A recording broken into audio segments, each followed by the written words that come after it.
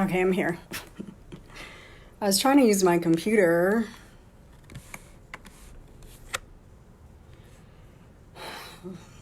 Let's see if I'm in here. I was trying to use my computer like a grown-up, but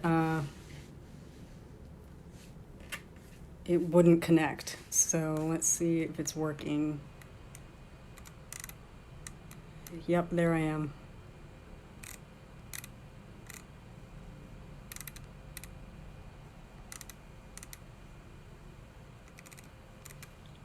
Okay.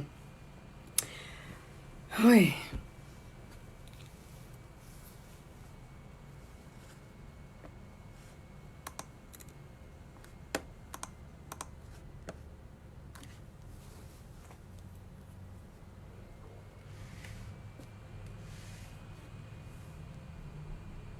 Hi. I was trying to use my computer, but for some reason it wouldn't connect, so I'm on the phone.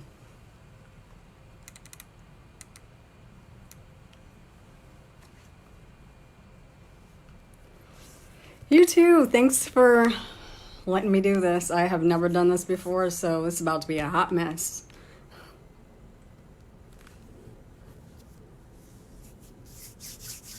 Oh man, my coffee. Sorry.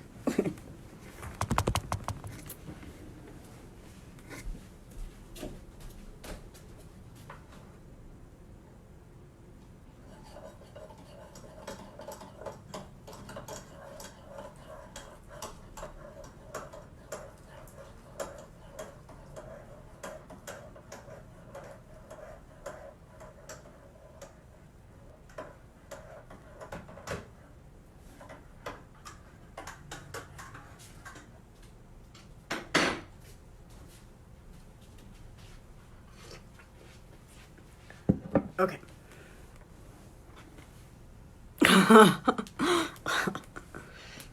All right. I will hopefully not go too long.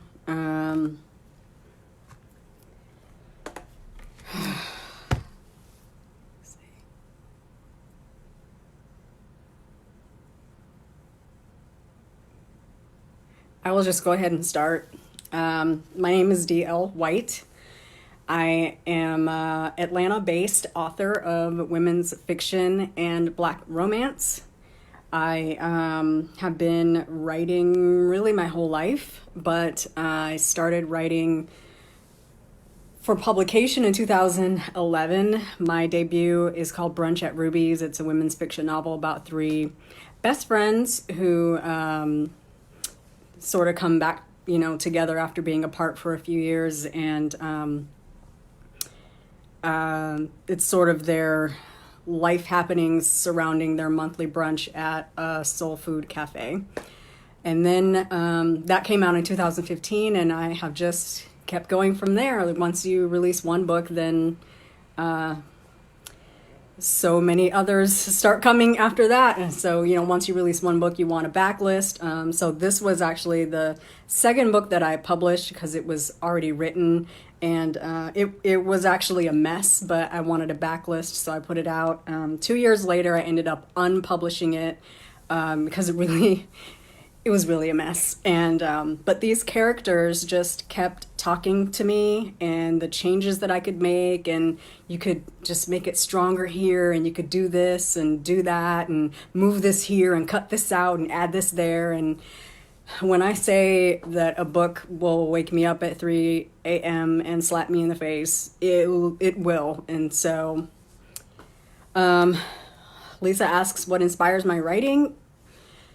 Music, but mainly eavesdropping.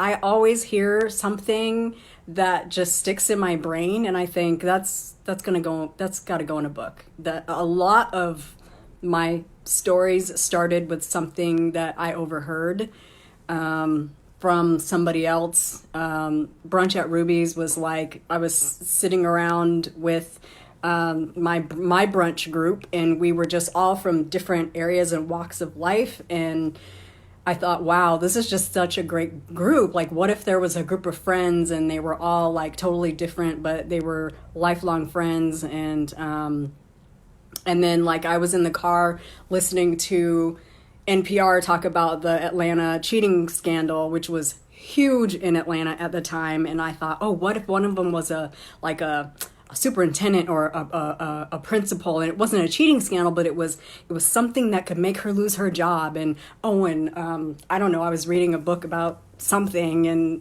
one character ended up, having Alzheimer's. And so it's definitely things that I pick up in conversations, like things that people say. Like I was listening to one lady at my old job talk about how her husband got a letter from the IRS about how he owed $50,000, and she was upset. We ain't got no $50,000.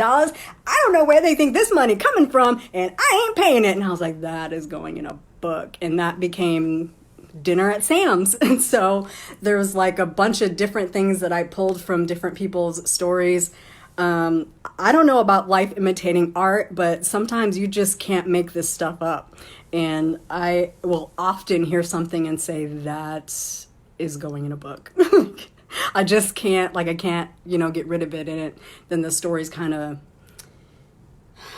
wrap themselves around, that incident. Like I was walking out of work one day and I heard, two people talking, and one lady said, hey, what's your name? And she said, Leslie, I work on the weekend at a hair salon. It's just something a little part-time. And then Leslie's curl and dye wrote itself in my head. So,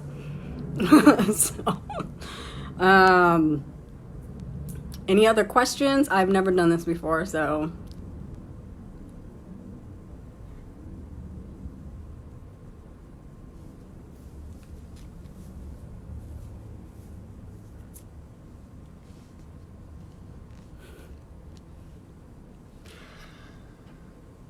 So tonight I thought I would read, I'm reading from A Thin Line. This is the second edition. Again, this is the reworked, rewritten volume of this book. A lot of people may have the first edition, but I ended up tearing it apart and re-releasing it. So, and this just came out on Sunday. Before I was, writing is, I call it a lucrative side gig. I work full-time as an executive assistant for the Coca-Cola company. And so that's my day job. That pays the bills and gives me insurance and a 401k so that I can write, at night and on the weekends. The retirement plan is to write full-time, but I don't write full-time. The town in Leslie's Curl and Dye is not really based on a real town, but I figured that it's like Athens, but maybe a little smaller. It's like a little middle Georgia town that's like a little offshoot of a bigger town. So it would be like Athens is to Atlanta or something like that. It's just real small and a little just far enough for them to really have their own way of life and kind of build their own community out there, sort of the town that was forgotten. So I had to do a little bit of research into, at what point in history would a town of Black people have been able to kind of form themselves in Georgia. Would they survive, or, would the white people come and take it over or whatnot? So I took some liberties with the fiction, but not necessarily modeled after a specific town, but just bits and pieces from small towns. I have, been to small towns I've driven through. So that's sort of where Potter Lake comes from.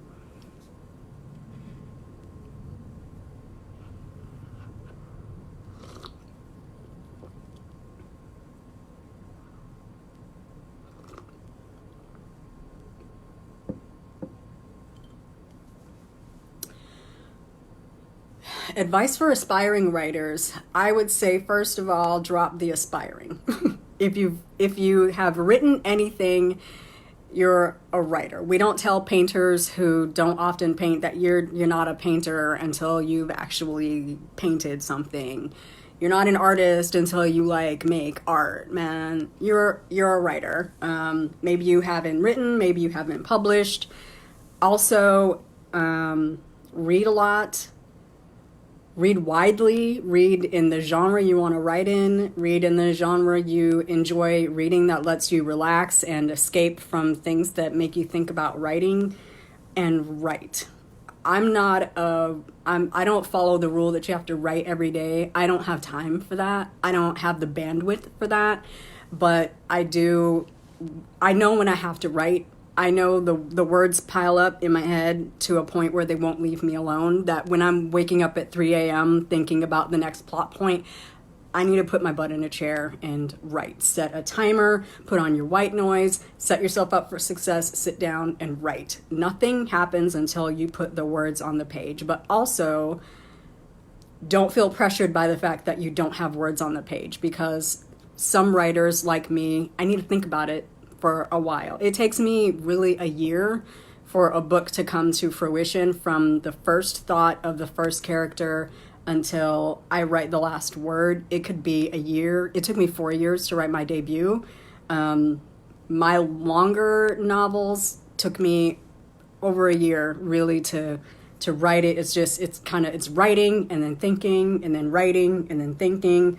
I am not the type of person that can just shoot it out. I am not an outliner in the least.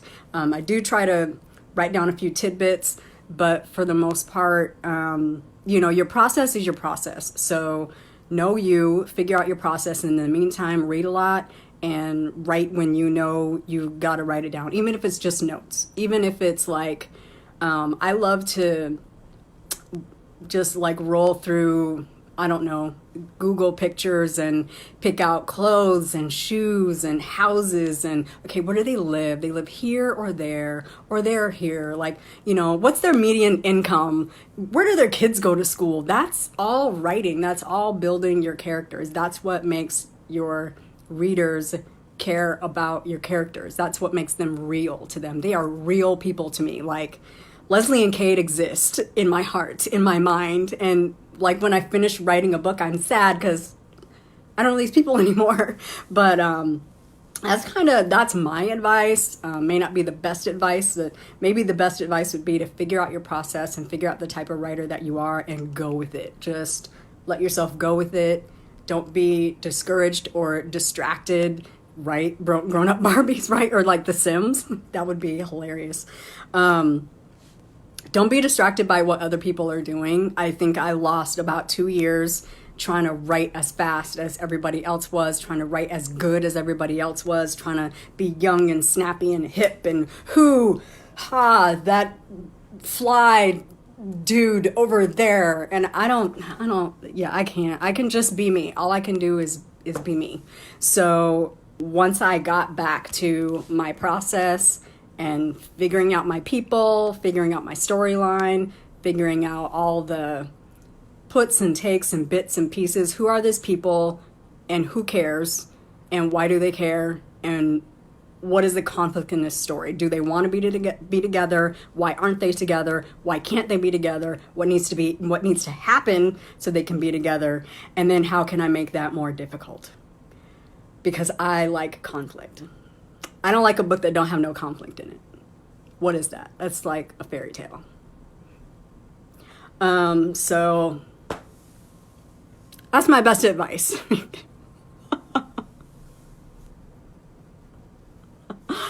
Thank you, Summer. I appreciate it. I just feel like I'm rambling.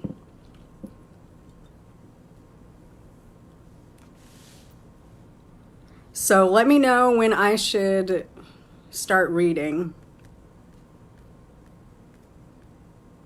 because I don't want to keep y'all all night. I actually took a nap because I get in the bed at 9 o'clock. So I type. My handwriting is atrocious, and I can't read any of my handwriting at all. I type. Also, my brain moves faster than my fingers do, and I just get frustrated. So I don't handwrite. I don't handwrite anything, but if I'm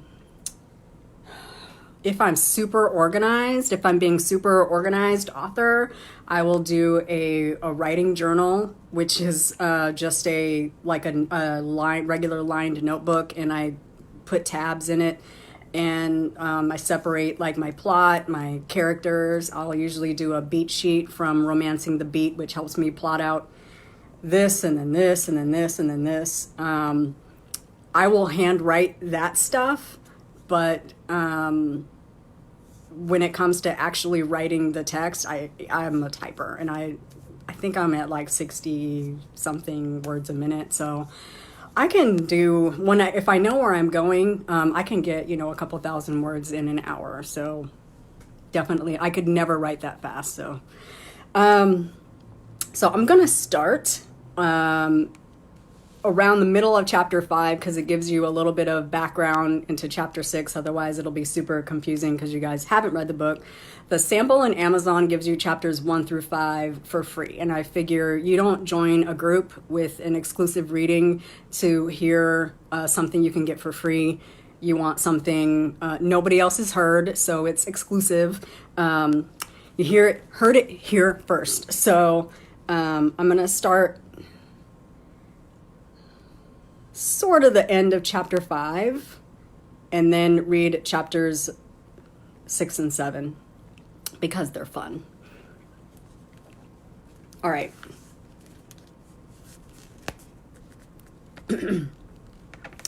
I'm angry for the Sanchez family. They're living what passes for the American dream on the front page of every newspaper. Life, liberty, and the pursuit of happiness. I've driven past the Bay Ridge View. It's in a bustling area surrounded by suburbs and small businesses. There's a peaceful neighborhood feel with a park a few blocks away. I always see people playing frisbee, walking dogs, and riding bikes. I'd want to raise my children in such pleasant surroundings. Too bad the building owner's a dirtbag. What a dick, I muttered to myself, listening back on the recorded session and adding my notes. What about a dick? I turned to see Troy standing in the doorway and grin as I pressed the stop button on the tape recorder. Hey, Lil Bear, I reply, a prepubescent nickname for him slipping out. As per our agreement, when Troy decided to work for FNR, I'm not supposed to call him that ever, but especially inside the building. Whoops, I mean Troy. What are you up to? Whatever, you did that on purpose. He steps into my office, moving around to settle into the only other chair in the room. Who's a dick? The landlord in this case I'm working on. The one I can't know anything about because my brother is opposing counsel? That one. I point at him, then begin stacking note pages, tapping the edges on the surface of my desk. I can't risk him hearing our strategy. I need to surprise him. I know my grades weren't all that, but I passed ethics like you did, like Preston did. I know, just saying. What are you working on? Besides carting archive files to storage, I got a new case. I brighten at this news. Finally! He nods, his head dipping in a moment of shyness. I go to court once with the client. Easy. Easy money folds the same way. I raise my hand and he slaps my palm in a high five. That's how I feel about it. So, he pauses, smiles, and I know what's coming. How's wedding planning? I groan. Speaking of a man who is a dick, I hope you don't mind me talking shit about your brother. He laughs, his usual response to my hate for his sibling. He has a good idea about the destination, but I'm not admitting that yet. His head will blow up so big he'll never get out of his house. You two have a funny relationship. We do not have a relationship, Troy. Call it what you want, you're still around each other all the time. I begin to pack my files and laptop into my bag. It's Friday night, but I have a meeting with Preston and his client soon, so there'll be no swinging single life for me. Not by my doing. He's my best friend's fiance's best friend. If I had my preference, I'd never see Preston again.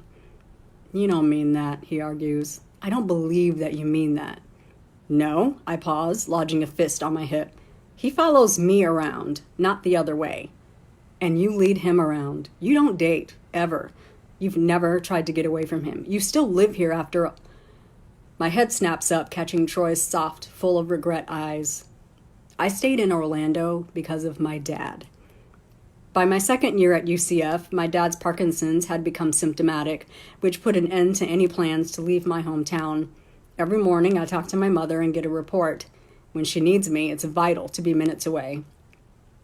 I know. His lashes flutter as his gaze hits the floor and his mouth turns down. I'm sorry. I know.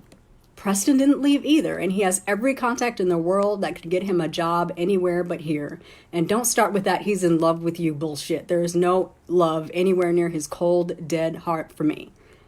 There is, though, Troy responds. His head tips up and he smirks, his expression so cute but evil. Troy is the irritating little brother I never had. I wedge a stack of files into my bag and snap. Well, you might want to inform him that he's in love with me.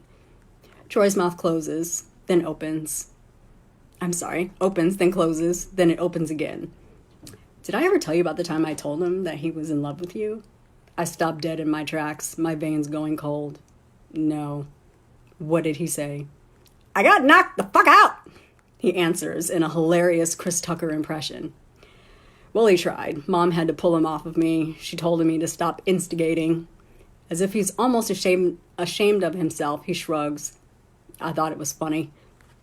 I pick up my bags, packed full of material to review, and inch toward the door. It isn't.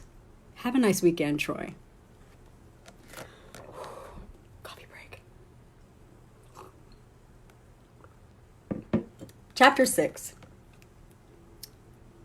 I usually work in my living room on the floor in front of the television. My laptop sits to my left, all of my notepads to my right, my files directly in front of me. Every few hours I have to get up and walk around, grab some water, make some coffee. By 10 a.m. I have already been working for hours after pulling a late one the night before. I am stiff and not for any good, fun reason. My first conference with Preston and Philip Bailey is next week. I need to be ready. Running forces me to concentrate on not dying instead of everything else going on in my life, so I change into a tank top and yoga pants.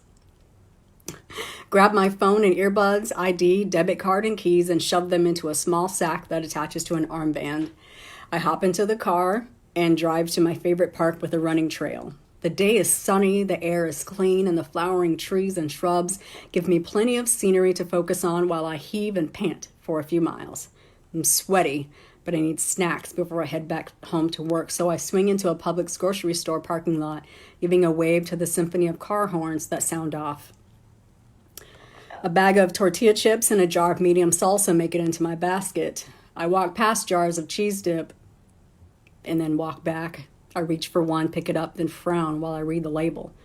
Is there even any cheese in this stuff? The hairs on the back of my neck stand on end. A familiar, spicy citrus blend with musky notes wafts behind me. Fuck. Evangeline. My shoulders drop. I was having such a good day. I put the nacho cheese back and turn my head far enough to glance at him out of the corner of my eye. He looks nice for a late Saturday morning. Jeans and a black button-down shirt far enough open at the collar to see tufts of chest hair. If I was looking that hard. He smells good, like he hasn't been home from his date last night. I'm instantly disgusted. And then angry at myself for being disgusted. What are you doing in here? You don't even live over here. Preston's chuckle carries over my shoulder as he steps close, so close to me the soft cotton of his shirt brushes against my skin. You don't own this side of town. I had a meeting over this way. I saw you leave the park, then cut across 2 lanes of traffic to get over here. Wanted to see what had you in such a hurry. He leans over, peering into my basket. Chips. Salsa. This is how you fuel after a run? Can't get anything past you, Reed. You don't need this shit all the time, do you? I mean, you can't, not with everything you're working with. I turn to find him eyeing me head to toe. It reminds me of that day in 7th grade when he couldn't stop staring. If you don't want anything, I have shit to do, Preston. I want to walk away, but that will leave him staring at my ass, so I stand with an irritated tilt to my head, hoping that incites him to move. See, Evangeline, here's me being nice to you. Laughter pokes at the corners of his mouth as he splays a hand over his chest. And here's you, treating me like shit. You reap what you sow. Anyone can pretend to be nice, especially when I know there's ice behind that smile. I don't pretend to do anything. He leans an elbow against the shelf and leans in. I can smell the mint in his toothpaste. I'm generally a nice guy. Men that have to tell people that they're nice usually aren't, so I beg to differ. Probably beg for a lot of things. Never had to, actually, I shoot back, my eyes narrowing. How about you, Reed? You and I both know that I've never had to beg. He stares at me. I stare at him and refuse to look away.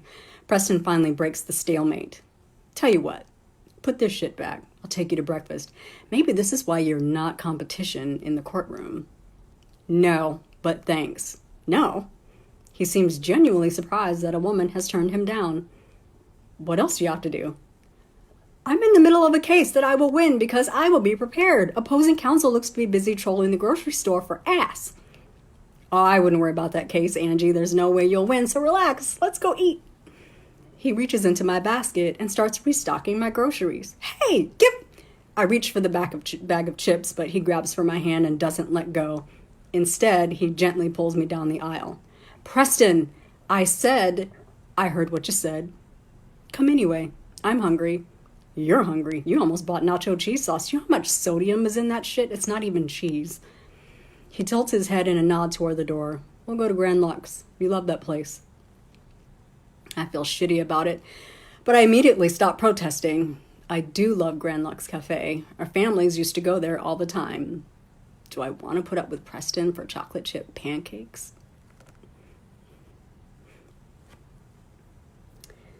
Preston and I snag the last booth before the lunch rush gets crazy and a line starts to form. He unwraps a straw and dunks it into a glass of ice water while absentmindedly reviewing the menu.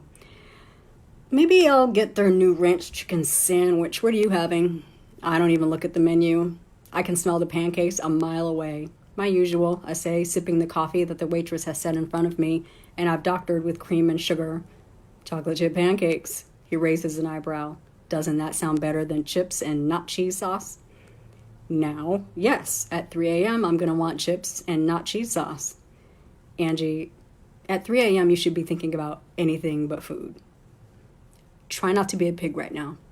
Preston is unbothered. I'm a man. Anyway, I was going to call you. Did you look up the resort? Yep. I had looked up the resort and called their coordinator several times. I was mesmerized by everything in the brochure, on the website, and the reviews on the Tying the Knots Destination Wedding Forum. So much so that I hadn't looked into any other destinations, St. Lucia or bust.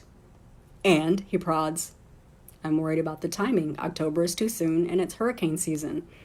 So we'll watch the weather. A rainy day on an island doesn't suck. You underestimate our friends and the bait of a free party.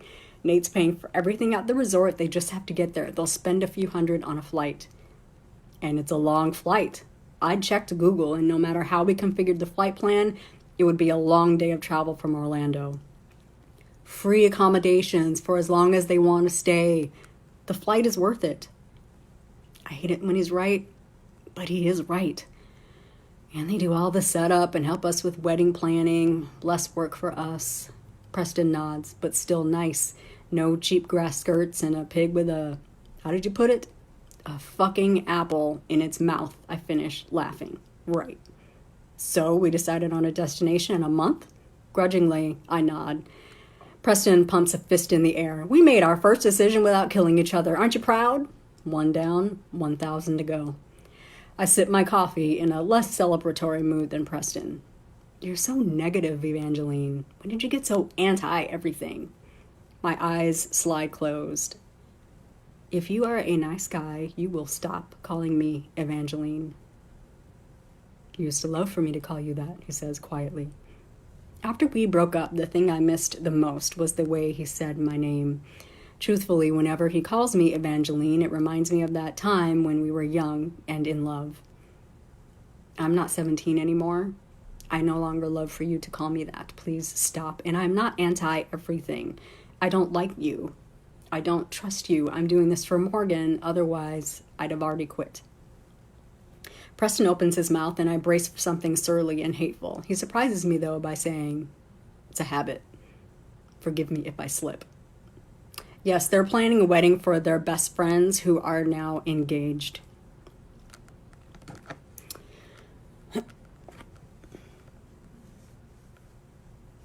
I gulp, shocked at his resignation. He is full of unexpected twists and turns. They're planning a wedding for their best friends, Morgan and Nate, who have been together basically since they were children. So the whole idea is for Preston and Angie to kind of pick a day, pick a time, pick a place for them to get married, and then they all, plan the wedding together. But Preston and Angie are kind of pushed together on this project. Their friends are forcing them to work together on this. Yes, for their best friends. We chat a little more about the wedding and agree to get on a conference call with the resort early the next week. First, we had to break the news to Nate and Morgan about when and where they were getting married so that they could have save the date cards printed. Have you thought about Nate's bachelor party? A little. You? About Morgan's? I shake my head with a sad, slow wag. I would be best friends with the woman that hates male strippers. She'd be happy with a bachelorette tea. That sounds boring. I know. We could combine them. We plan one party, we kill two birds. I shake my head. I know what kind of parties you throw. I recall a story about Keith's bachelor party involving a naked guy, a mechanical bull, and a taser. I shudder. And I don't want to look at half-naked women stripping for Nate. We'll have some half-naked men, too, for the ladies. Preston, I laugh. What? It's a good idea. Save that for when Troy gets married, I say, still giggling. Let's keep thinking about it. We have some time. Whatever, he says, picking up his sandwich and taking an oversized bite. The running joke was that Preston could eat a sandwich in 3 bites. Food disappears around him quickly. I eat my pancakes, savoring every delicious morsel. I don't even think there's syrup left on the plate when I push it away. Thank you for breakfast, I say, when I've wiped my crumbs from my mouth and finished my coffee. I haven't been here in years. He picks at crumbs of a sesame seed bun on his plate and pushes it away. I come here a lot. Lots of memories in this place, coming here with my family and with you. Preston, I sit up, leaning forward. My conversation with Troy has been rolling through my mind since the day before. And before I can stop to think why it wouldn't be a good idea to ask the question, I ask it. Didn't you ever want to leave Orlando? Wayne could have made sure you got a job anywhere, doing pretty much anything. I would have left if I were you. His expression morphs from playful and easy to dark and terse. Would you, if you were me? You could do so much better than Perry, and we both know it. I watch his Adam apple bob as he reaches for his water and sucks down a mouthful. He seems to ponder the question, his expression growing more severe by the second. I have everything I need right here, he finally says. Friends, family, great weather, a good job. No reason I should leave, go where I have nothing, because Angie doesn't like me. Preston crumples his napkin and drops it onto his empty plate before grabbing the leather folio containing the check. He leans to one side to pull his wallet from a pocket, then pulls out a charge card. He slides it into the pocket, dropping the folder on the edge of the table. The waitress returns his card. He signs the receipt and slides the card back into his wallet. I feel weird. It shouldn't matter to me that I've upset him, but I'm sad and a little ashamed. We took Preston's car to the restaurant, so we climbed back into his coupe. When I graduated from high school, my parents got me a Honda to tool around in because it was dependable and got good gas mileage. When I finished law school and passed the bar, they bought me the Audi. It was brand new when they got it 10 years ago. It's become something of a security blanket. I could drive it in my sleep, I know it so well. Preston pulls in next to my A3. I expect the usual jab at the layer of dust and chipped exterior paint, but he doesn't say a word. My feet barely touch the pavement before he guns the engine and takes off, his tires squealing on the blacktop. And now I feel dumb for wasting emotion on that asshole. Oh, these two, they're so vexing. Like, they obviously love each other, right? Well, Preston loves Angie. I don't think Angie feels much for Preston. Okay. Chapter 7. After a run into the store to get the snacks I intended to buy before my impromptu lunch, I point my car home. My phone chimes inside the pouch I'd tossed onto the passenger seat. I frown at the display. A call from Morgan in the middle of the afternoon on a Saturday is unusual. Summer months are tourist heavy, meaning multiple shows a day. The show she casts seems to have constant turnover. Morgan? Hey, rough day? I tuck the phone between my ear and shoulder, grab my bags, and head upstairs to my apartment. Morgan sniffs. I freeze. Morgan in tears is the worst sound on the planet. It takes a lot to make her cry. I want to claw someone's eyes out the moment that I hear tears in her voice. Yeah, just way over her head. Morgan, okay, I said that already. I unlock my door and dump the bags on the kitchen counter and head to the living room and drop to the couch. Honey, why are you crying? Sniffle. My wedding is going to be ruined. What? Who's ruining your wedding? We asked you and Preston to do this one simple thing. Confused, I sputter, trying to come up with a rebuttal. Okay, it's a little more than one simple thing, Morgan. And you can't even do that. What in hell are you talking about? I hear the muffled sounds of her blowing her nose, and then she comes back on the line. Preston called Nate to tell him that he didn't want to help plan the wedding. Is this a joke? Are you pranking me? We saw him last night. He said he planned to call you today about details. Today he's out. What did you say to him? Me? Why would you think I said something to him? Because he was fine last night. Did you talk to him?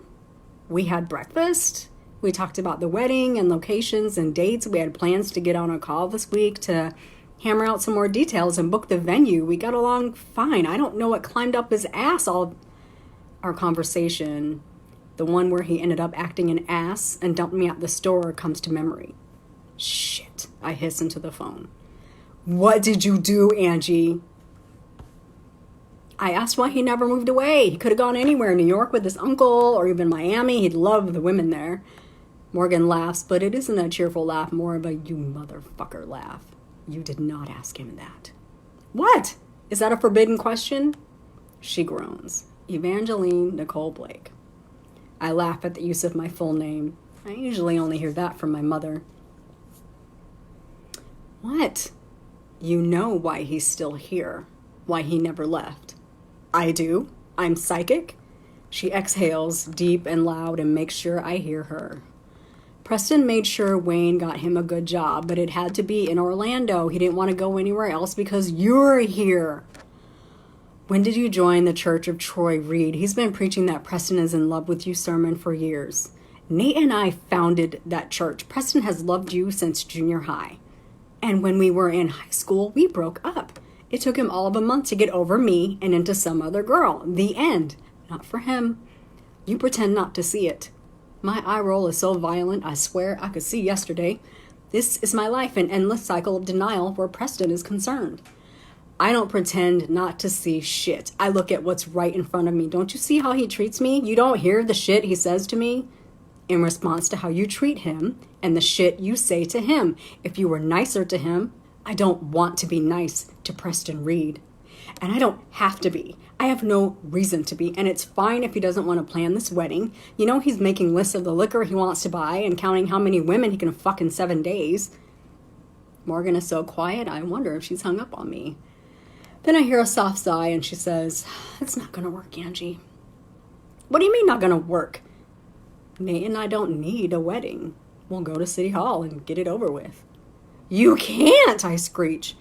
Not after that 3-hour conversation about your dream wedding, and I joined tying the knot despite being nowhere near marriage, and I have had to spend time with Preston for your benefit. Fuck that. You cannot just go to City Hall.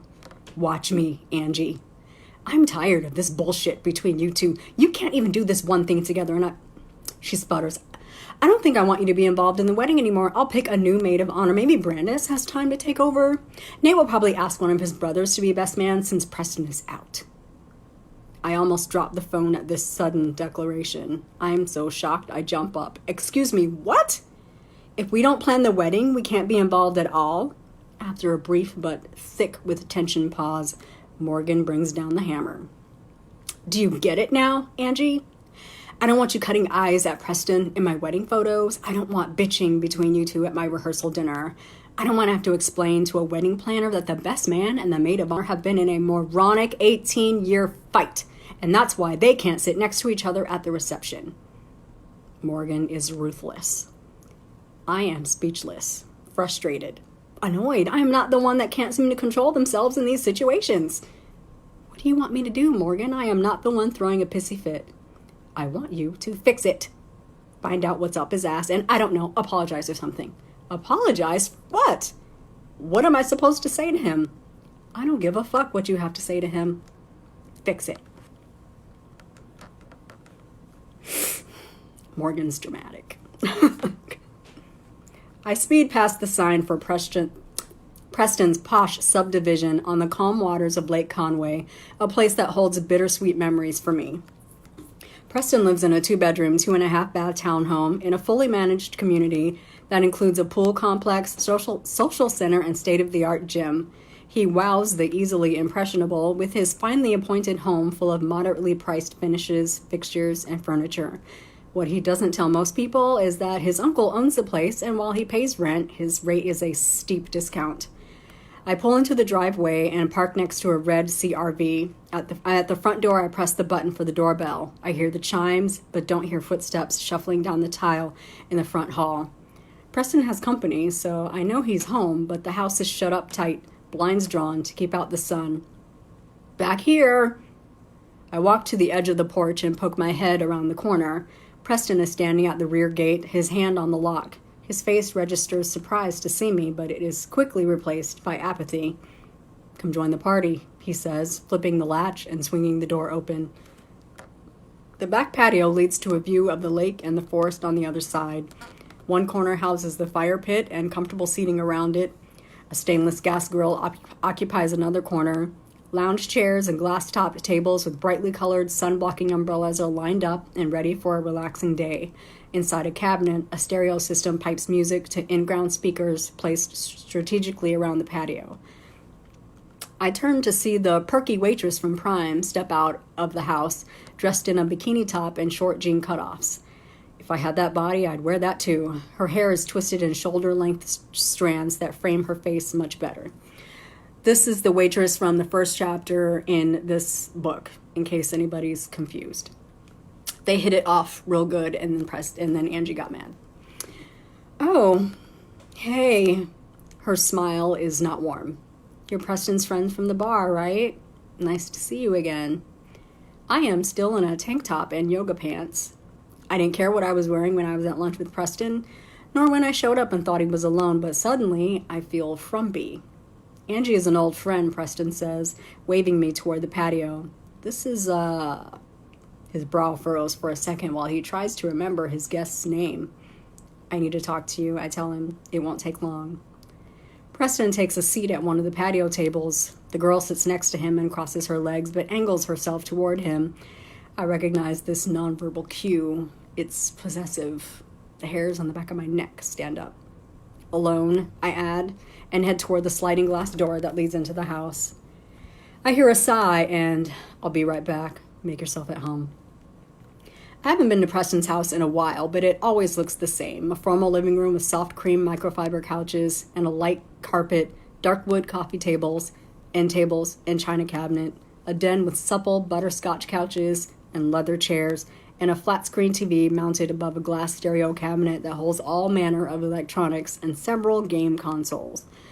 The kitchen fills with natural light during the day, made brighter by white granite countertops and stainless steel appliances. It's clean except for a blender, a bottle of tequila, and a drink mix sitting on the counter. I stop in the kitchen and turn to Preston. He leans over the counter, taking a swallow of the bottle he has brought with him from the patio. What's up? I'm busy. Busy? I chuckle, leaning a hip against the opposite counter with good old what's her name? He thinks for a moment, then perks up. Jade. Her name's Jade. Of course it is. Jade looks like a stripper. Just finished her master's degree in social work, and she's a damn good waitress. Not that it's any of your business. It sure isn't, thank God. She looks young. Preston snickers. Jealous? Disgusted. She sees your fancy clothes and fancy house and wants some of your fancy money. Again, I ask. Jealous? Watch yourself, all right? You're not very discriminating. Obviously, he throws back. And I deserve that. Walked right into it. You wouldn't know anything about how much I date if you weren't watching me so closely. He swigs another swallow of beer and rambles. I'm a young, virile, good-looking black man. I don't ever have to be alone if I don't want to be. And I don't. The money's an extra bunny besides. He pauses to rake his eyes up and down my body, then grin at me. I didn't take a vow of celibacy like some people. I have done no such thing. Not that it's any of your business. Troy says you work day and night. When's the last time you went on a date? Troy doesn't. I stomp a foot and inhale a deep breath, reviving my chant from weeks ago. I plant my hands on my hips in utter indignance. I date. Maybe I don't tell your brother everything that goes on in my life. Angie, he says, shaking his head with a derisive chuckle. Chips and not cheese sauce in a session with your vibrator isn't a date. Or do you have one of those big black rubber mandingo? Shut the fuck up, Preston. Did I hit a nerve? I didn't come here to talk about my sex life, or a lack thereof. He laughs, then has the decency to pretend to be contrite. All right, I couldn't resist. I was having a little fun. Why did you come here? You don't come out to Lake Conway often. I brace my hands on the countertop and plant myself directly across from him. Face to face, no bullshitting. You told Nate that you don't want to plan the wedding with me. He nods. Yep, I did. Why? He presses his lips together, possibly holding in the answer he wants to say but won't let himself. Because I don't, he finally says. We agreed that we would do this, Preston. We had a good conversation today, and we already decided where and when, and then you dropped out. Why? What difference does it make? Why can't you and Morgan do this together? Why do I even give a shit about their wedding? Morgan called me crying, says we're ruining her wedding. And that if we can't pull this off, they don't want us involved at all. We might not even get an invite, and we're kicked out of the wedding party. Preston lifts and lowers his shoulders. And they've been together since they were 6 years old. We're supposed to move heaven and earth so they can say some vows and fancy clothes, all this pomp and circumstance for two people that live together, share the same bank account, have each other's names on their life insurance. They're more married than my parents are. He huffs a breath in frustration. They should go to the courthouse and get it done. She talked about doing that. Okay. Preston spreads his long arms wide, still clutching a bottle in one palm. Why can't we let them do that? Because that isn't what Morgan wants. Because they are white wonder-bred people who will regret not making this memorable and special. I want Morgan to have what she wants. Don't you want Nate to have what he wants? I don't think Nate gives a shit, Preston mumbles. He opens the refrigerator, pulls out a purple haze, offering it to me. I shake my head. He pops the top off with his bare hands, gulps down a few swallows, belches, and leans against the counter again. What I can't handle, though, those sad eyes and that pout every time I see her, knowing I ruined her big day. Same. And I don't want to hear for the rest of my life how we could have been involved but we couldn't get along. It's both of us or neither of us. Preston is quiet for a moment, contemplative. He inhales, then slowly, evenly blows the breath out. You know what they're doing, what this is all about, since the night they brought it up. Preston's knowing smile makes me smile despite him. If they think that planning this wedding is going to get us back together, they are shit out of luck. Preston nods, taking a few swallows from the bottle and sets it down on the counter. Up to you, Angie. What do you want to do? I close my eyes, hunching my shoulders in preparation to grovel for Morgan. I want to see my best friends get married. I want Morgan to have her special day. I want to be in the pictures, even if I have to stand next to you and paint on a fake smile. I want to see the sunset from a beach on St. Lucia, on Dr. Nate's dime. Preston's brows rise at that, as I knew they would, but I finish with a flourish. And I want neither of us to have to suffer the cunty, dramatic guilt campaign that we know Morgan will mount. Today was child's play. Let's call a truce and be civil. I tip my head up to look into his face, on the condition that when this is over, you and I part ways and have nothing else to do with each other. His eyes pop open wide. Seriously, Angie? What do you mean, seriously, Preston? Nate and Morgan are trying to force us back together. Maybe if we get some space from each other, we could get along without having to agree to get along. I offer my hand, ready to shake on it. I'm told I treat you like shit. So until this wedding is over, I promise to try to be nice if you do the same. Deal? Preston doesn't move for a while. He stands in his kitchen, hands on his hips, his eyes on me. Not glaring, not sneering, just looking. I feel stupid with my hand in the air between us, but I can't give in. It's from Morgan. We plan this wedding, and then it's over and we don't know each other anymore. That's what you want. That's what I want, I say, and extend my hand further. Preston finally reaches for my hand. We agree with a shake and a nod. We're still on to talk to the resort on Wednesday? Yes, we are. I push out through my sigh of relief. I'll show up early for the conference with your client. Preston nods, but he's subdued. He's not going to rope me into his melancholy this time. The wedding is back on, and that's all I care about. I'll let you get back to your, play date. I wave in the direction of the patio, or whatever this is. He glares. That didn't last long. I laugh, heading toward the front door. Wear a condom. There are good and bad sides to dating someone you've known your whole life. There's virtually no fear. I had that with Preston, and I loved spending my formative years exploring with him. There was no safer place. He'll always be in my life, wrapped around it, intertwining with the people I love. But he is a part of my past, and I know I can't ever eliminate him. I can do a hell of a lot to get away from him. I need to make significant changes, the first of which is not being reminded every day of my life of the biggest mistake I have ever made. Whew! I have no idea how long I've been yapping. Oh, not too bad. Preston does have some redeeming to do, and one of the things that I didn't do in the first edition of this book was make Preston mean enough. Because too many people felt sorry for Preston in the first edition, and they were mad at Angie because they didn't understand why she wouldn't come across to him.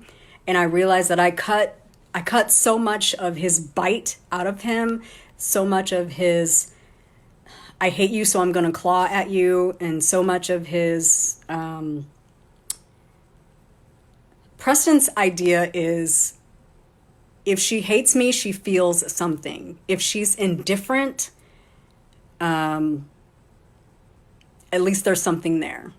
The whole idea between there being a thin line between love and hate is that it really doesn't take much to push someone over that line. The actual opposite of love is indifference. So it would be worse for Preston if she just didn't give a shit about him at all. If he never evoked any emotion, if he never pissed her off, if she never seethed when he was around, if she never got jealous when he flirted with other women, that would mean that she had zero feelings for him at all. So one of my betas, Karen's in the room, she said, "You don't want your readers to hate Preston." And I thought, yeah, I actually want my readers to hate Preston. He's an asshole. But I also really liked writing his arc because Preston in the beginning is much different than Preston at the end. But his arc isn't unbelievable. Like, he's still a dick. But his relationship with Angie has to grow leaps and bounds between the beginning and the end of this book. And Preston has to get to a point where he has to do some growing and changing and realize that what he's doing doesn't endear him to Angie. It doesn't turn her on. It doesn't make her like him. It doesn't make her realize they're still in love. She just hates him, and that isn't healthy. So after this, the tension ramps up a whole lot. So it gets really fun after this.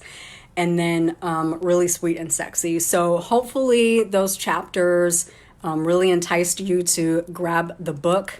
Arc is character development. So the change in a character from the beginning to the end of the book, your characters should be not a different person, but they should be a growth, a journey, a change. So if your character is the same as in the end as they are in the beginning, they didn't have an arc. So Preston, something about writing a guy who's not super sweet and charming, kind of, I don't know, it lights me up. I don't write a whole lot of assholes, but when I do, I just go the extra mile. So hopefully that enticed you to get the book and read past chapter 7. Preston does get better, I promise, but I did want to make the reader kind of hate him, but also understand him a little bit. He is actually, I don't know how to explain it. The plot device mentioned earlier helps plan out your book. It's called, are you talking about Romancing the Beat? It's a book by Gwen Hayes. It's actually out on audio now. Oh, I know. Yes. There's a character arc and then an advanced reading copy. So Romancing the Beat is a book that I read before I write every romance, and it talks about the beats of romance. That you have your meet cute, or like introducing character A and character B, and your meet cute, and here's this point and this point and this point, and sometimes you can skip beats, but every romance has these beats in it, and within that I like to wrap around an external conflict. I don't like reading a book where it's just all about them to like hugging and kissing on each other, because that's not enough for me. I need an external conflict. So the external conflict here is that they love their best friends, and their best friends are just the sweetest, gooeyest couple ever. There's just zero conflict with Nate and Morgan, and all they want is for their best friends to plan their wedding.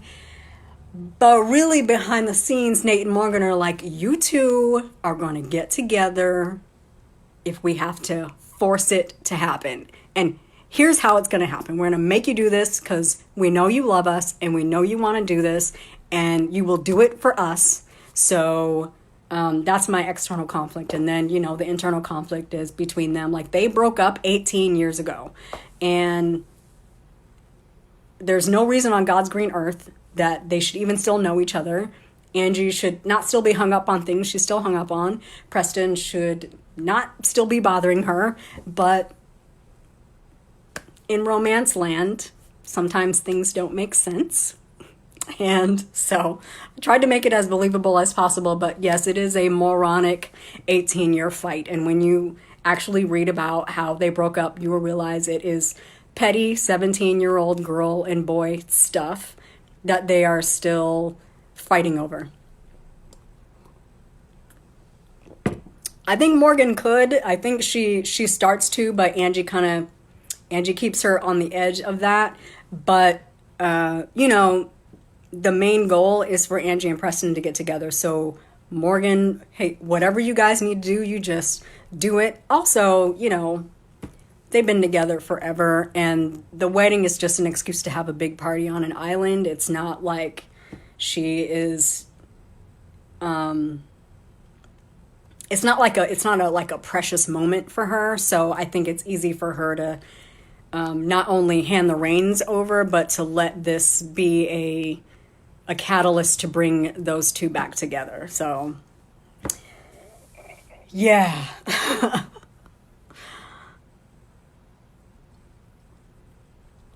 What happens in real life, Lisa?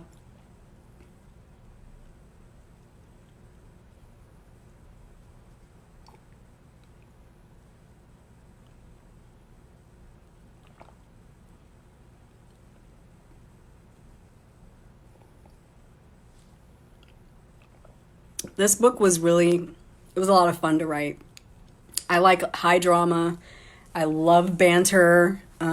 Not just people sniping at each other, but also like sexy banter, romantic talk, kind of like the give and take and the play, like even during like an intimate scene, the back and forth and the there's a lot of fun. Like if you could turn Preston around to the nice version of this asshole, he's still kind of a dick, but he is aggressive in a much different way past a certain point in the book. And so I'm interested to see how people respond to him, and hopefully the response is much better than the first time I published this book, because I didn't make Preston mean enough. Thank you guys so much for tuning in. I so appreciate being able to read parts of this book that I love. I hope you guys grab it up. It's $2.99 on Amazon. I did just approve the paperback, but I don't have a proof of it yet, so buy at your own risk. But it's also in Kindle Unlimited if you have a subscription.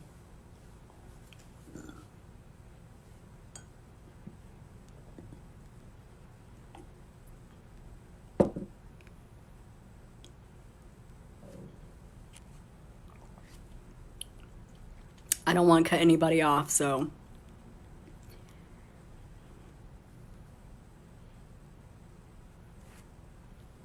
Yes, petty feuds lasting for years. Excellent. Hope you enjoy it. Send me a DM if Preston pisses you off. I'll commiserate, because he pissed me off too.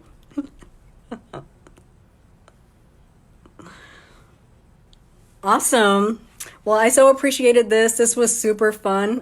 Definitely hope to do it again, since we're, socially distancing ourselves. So, all right, I am going to sign out. Thank you so much. I really, really appreciate it. This was fun.